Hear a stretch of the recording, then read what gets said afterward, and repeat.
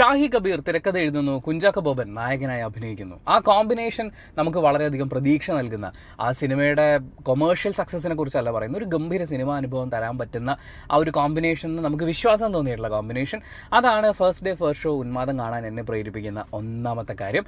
കിരൺ ദാസ് സംവിധാനം ചെയ്തിട്ടുള്ള ഈ ഏറ്റവും പുതിയ സിനിമ, മുജീബ് മജീദാണ് മ്യൂസിക് ഒരുക്കിയിട്ടുള്ളത്, അർജുൻ സേതു ആണ് DOP ചെയ്തിട്ടുള്ളത്.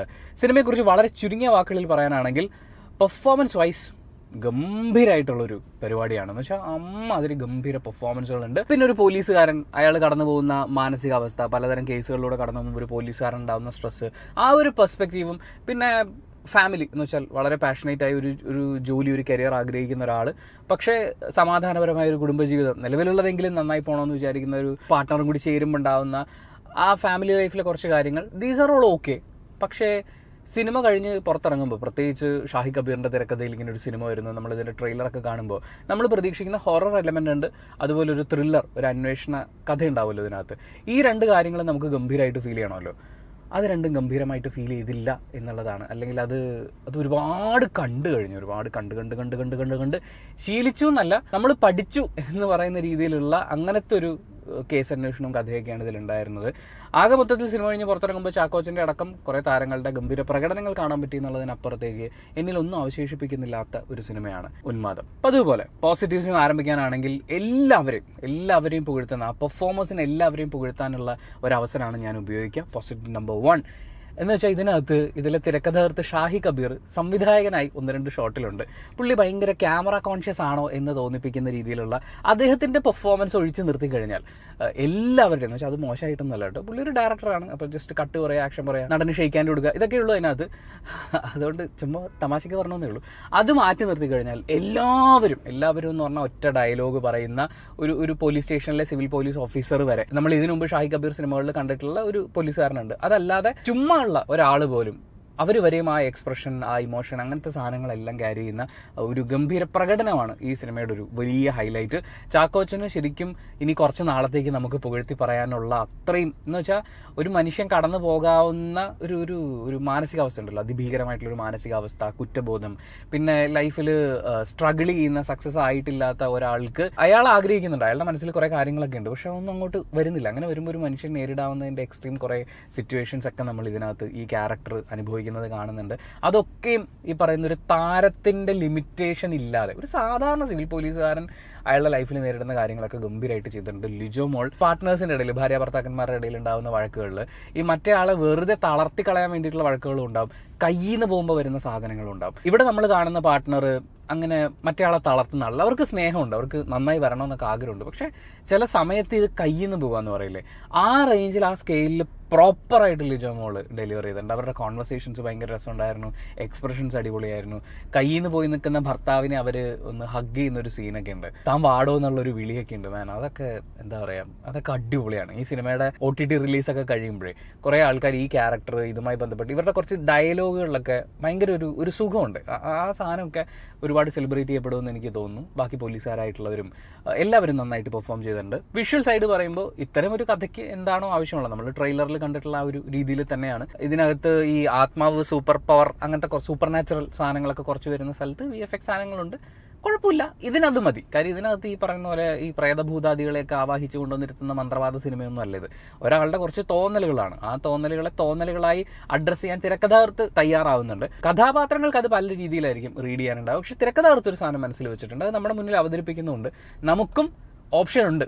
ഇത് ഇയാളുടെ ഒരു തോന്നൽ എന്നുള്ള രീതിയിലായിരിക്കും മരുന്ന് കഴിച്ച് മാറ്റാവുന്ന കാര്യമായിട്ട് നമുക്ക് ഇതിനെ എടുക്കാം. ഇനി അതല്ല, ഇതിനകത്ത് ഇങ്ങനെ ഉണ്ട് എന്ന് വിശ്വസിക്കാൻ.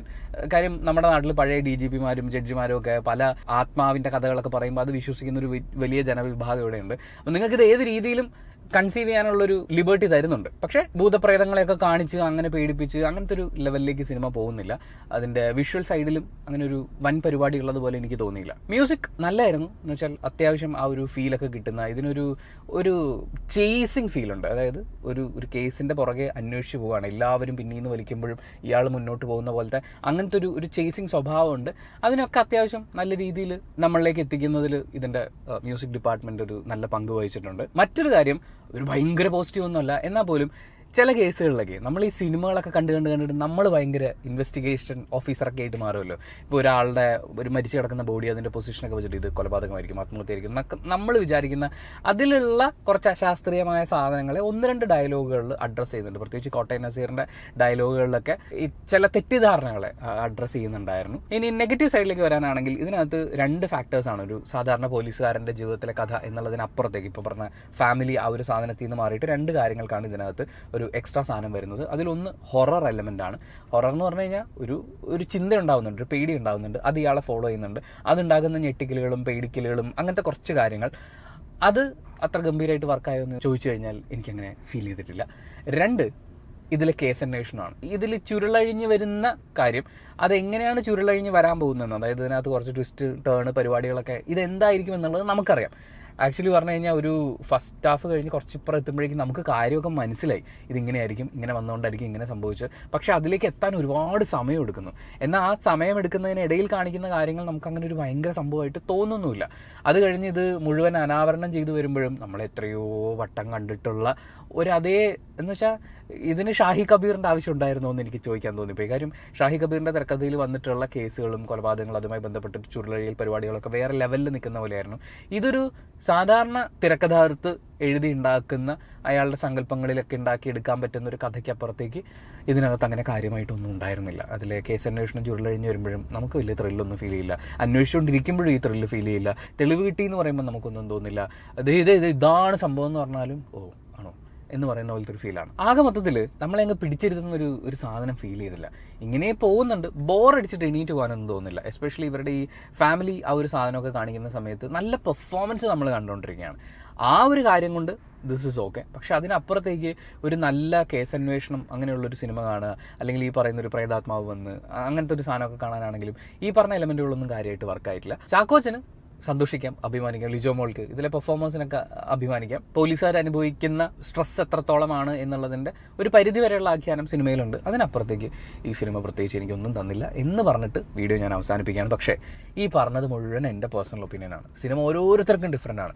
ഈ സിനിമ ഒരുപക്ഷെ തിയേറ്ററിൽ കണ്ടു കഴിയുമ്പോൾ നിങ്ങൾക്കിതൊരു ഗംഭീര സിനിമയായിട്ട് ഒരു വേൾഡ് ക്ലാസ് സിനിമയായിട്ട് ചിലപ്പോൾ ഫീൽ ചെയ്തേക്കാം. ചിലപ്പോൾ ഞാൻ പറഞ്ഞതിനേക്കാൾ മോശം അനുഭവമായിട്ട് തോന്നിയിട്ടുണ്ടാവാം. തീർച്ചയായും നിങ്ങളുടെ വിലയേറിയ അഭിപ്രായങ്ങൾ കമൻറ്റ് ബോക്സിൽ രേഖപ്പെടുത്തുക. കമൻറ്റ് ബോക്സും കൂടി വായിച്ചിട്ട് സിനിമയ്ക്ക് പോകണോ വേണ്ടോ തീരുമാനമെടുക്കാൻ കാത്തിരിക്കുന്ന കുറേ ആളുകളുണ്ട്. അവർക്കതൊരു വലിയ സഹായമായിരിക്കും. അപ്പോൾ thank you so much for watching this video. Video ഇഷ്ടപ്പെട്ടാൽ ലൈക്ക് ചെയ്യുക, കമൻറ്റ് ചെയ്യുക, ഷെയർ ചെയ്യുക, സബ്സ്ക്രൈബ് ചെയ്യുന്ന കാര്യവും ഹൈപ്പ് ചെയ്യുന്ന കാര്യവും പരിഗണിക്കുക.